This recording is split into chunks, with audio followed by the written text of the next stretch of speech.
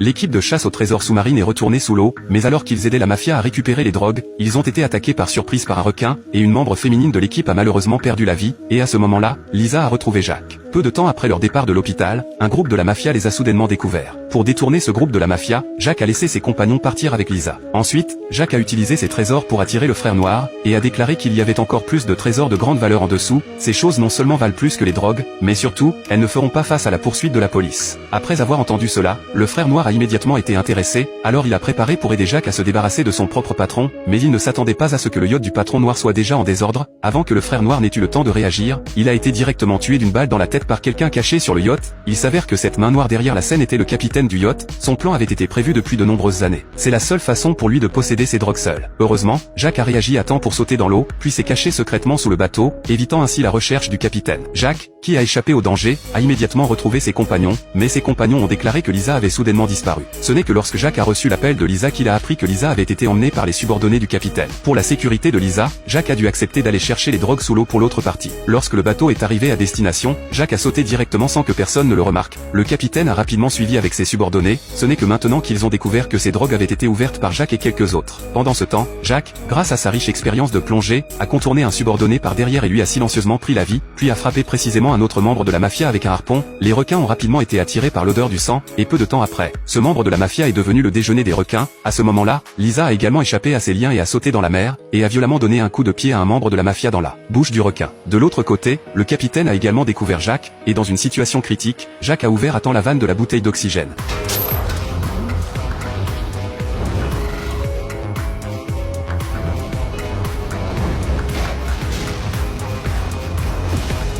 Une crise a ainsi été résolue. Peu de temps après, l'équipe de chasse au trésor est revenue dans cette zone marine, mais alors qu'ils transportaient le canon antique, un accident s'est soudainement produit, le canon est tombé lourdement et a ouvert le navire naufragé au fond de la mer, et l'intérieur du navire naufragé était rempli de milliers de tonnes de lingots d'or. Le film se termine ici, merci de votre visionnage.